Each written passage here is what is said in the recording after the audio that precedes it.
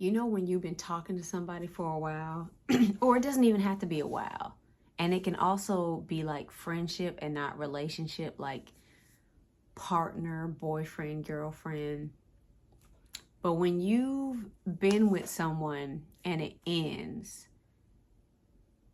I'm about to say something that some people aren't going to like, and it's okay because the reason that they don't like it is the very reason why it shouldn't be what it is, thought of as what it is. But do you know that no one loses out when two people separate? I know people like to sit there and they go through this whole list of attributes. They go through this whole list of everything that's good about themselves, like what they believe they brought to the table, what they believe is good about them. Nobody loses out on anything. So let's just say, for example's sake, that there's a couple, they break up, right? Let's say the girl is crushed. Oh, Samantha is hurting. I did everything for him. I'm pretty, yada, yada, yada. I'm sweet, you know, whatever.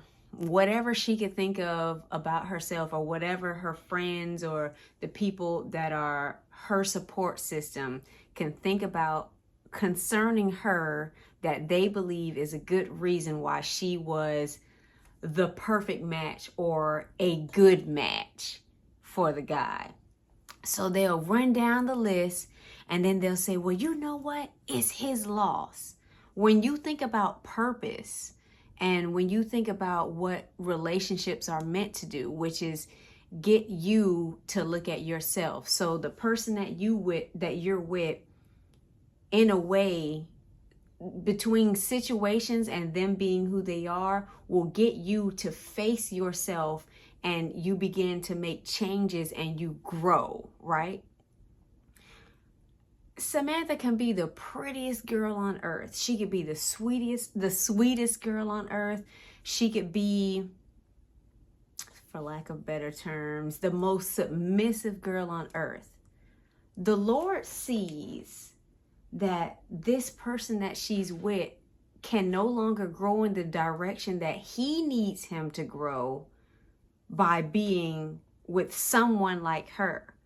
And this is why I always say that just because something is good doesn't mean it's right.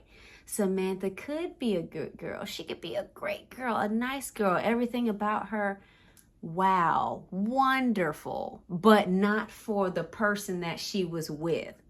And this is why I never understood why people are always acting like it's the end of the world as far as associating with somebody that they used to talk to. I never understood why people feel like they have to hate the person that they're no longer with. It doesn't make any sense. Relationships and us as a community, we're around each other to help each other grow and flourish and keep the main thing. Now, granted, it is dependent on how things are left off, but you not being with someone does not necessarily mean that you guys are at odds with each other. No, we served the purpose that we were meant to serve for a specific time in each other's life. It's been real. The end. The end. The end. Because like I said, when you think about purpose and the end goal, we're all in this together. We're all doing the same thing with each other in different, even with marriages. I believe that the purpose of marriage is to be made more like Christ. Why would you want to be with somebody that, yeah, it's nice and everybody's always thinking on a carnal level, like butterflies and this and that, and we're just coupled up. You like the idea of having somebody, but not the spiritual work that comes with it, or the spiritual work that that comes with it, that gets behind it. You don't like the true purpose of things. You just like what's on the surface. And that's why you have to be careful with that too.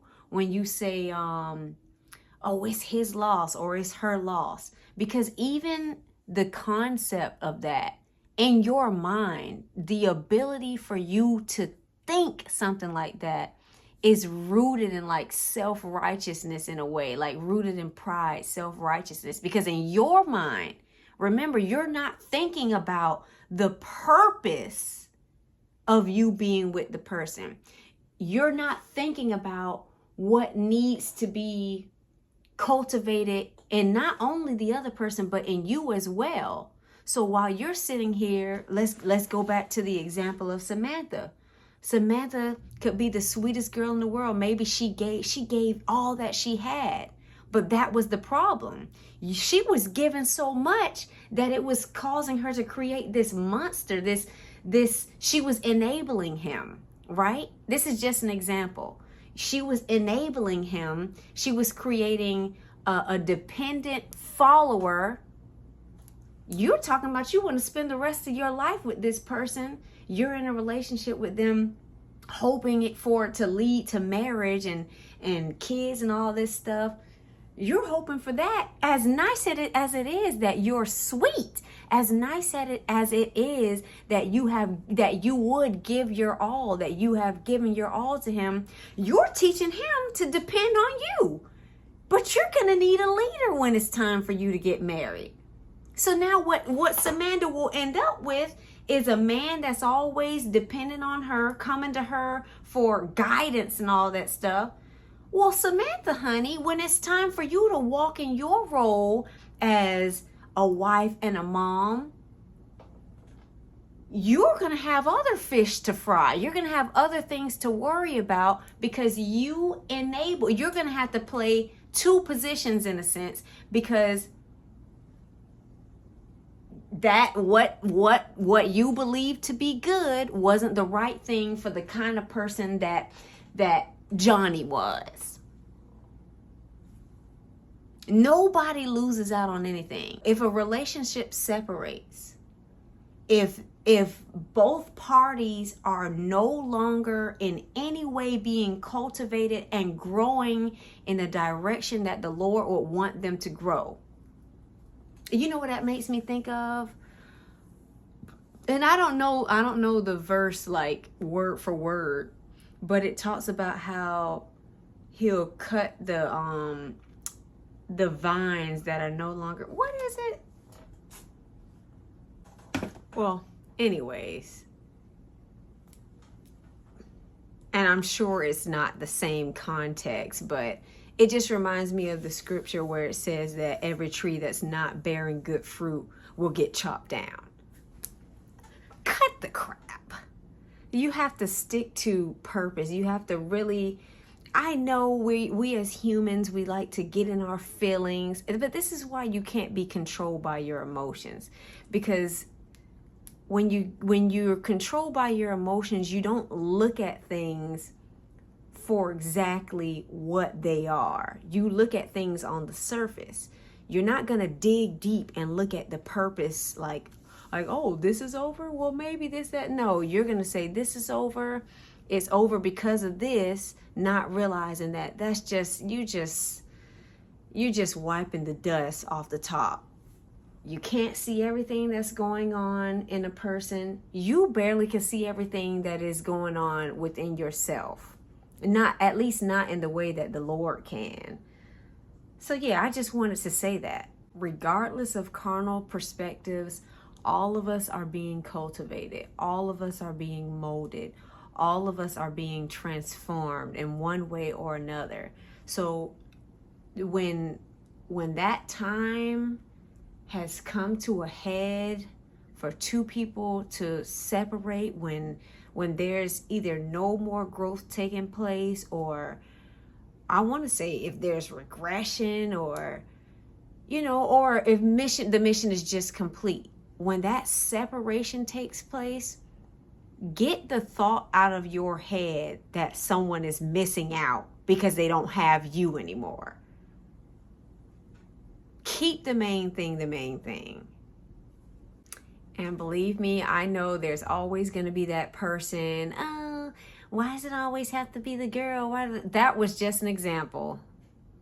the whole Samantha thing is just an example. This can go either way. It could be a man feeling like a woman lost out. Hey, you are not the one for the job, and that is perfectly okay, because there is someone that is designed specifically for you. They're not the one for the job concerning your growth, and you're not the one for the job concerning theirs. It's okay. Everyone's gonna be fine. But like I said, that's all I wanted to say. Good night. Remember the Lord.